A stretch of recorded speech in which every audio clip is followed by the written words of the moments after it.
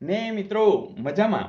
મિત્રો રિઝનિંગના સમની અંદર આપણે જે જુદું જુદું જોઈએ છે એમાં એક વાત તો બહુ નક્કી છે કે કંઈક નવું સતત આપણે જોતા રહીશું.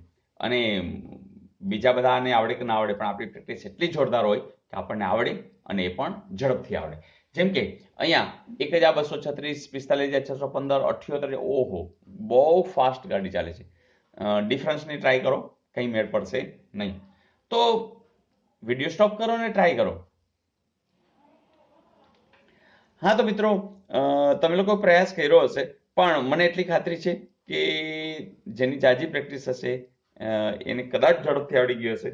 એવું નથી, નવાને પણ આવડી શકે છે, કારણ કે ક્લિક થવું એ મહત્વની વાત છે.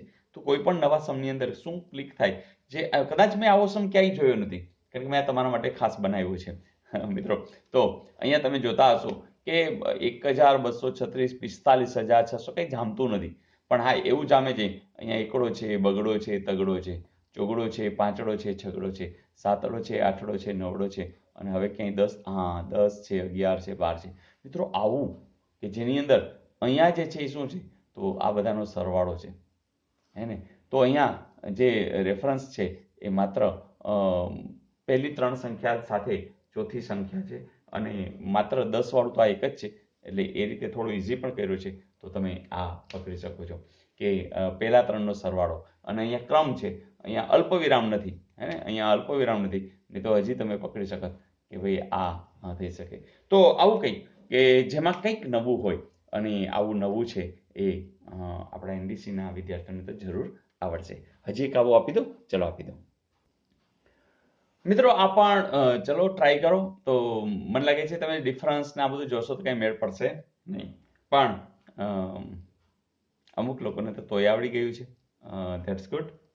વિડીયો સ્ટોપ કરીને ટ્રાય કરવાનો ફાયદો જ આ છે કે તમે તમારા મગજને દોડાવો છો. તો યસ, અહીંયા પણ અલ્પવિરામની જ વાત છે, અને અમુક લોકોએ પકડી દીધું સર, એટલે કે અહીંયા અલ્પવિરામ મૂકી દે તો 2, 3, 5, 7, 11, 13, 17, 19. હા સર, આ તો બધી અવિભાજ્ય સંખ્યાઓ સ્ટાર્ટ થઈ. તો વાત સાચી છે, 2, 3, 5 આ બધી છે, અને ક્રમમાં જ છે.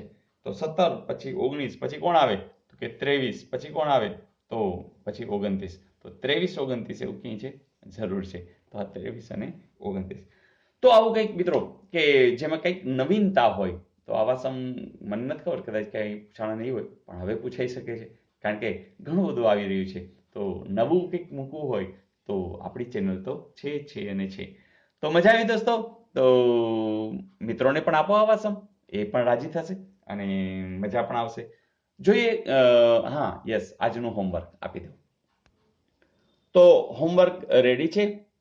હોમવર્કની અંદર તમે જાણો છો એમ કે 37 છે, 47 છે, 58 છે, 71 છે, 79 છે. તમારે ફાઇન્ડ આઉટ કરવાનું છે કે એ આવશે અથવા 92 આવશે, 94 આવશે, 96 આવશે, 95 આવશે. તો મને ખાતરી છે તમે જવાબ આપી જ શકશો.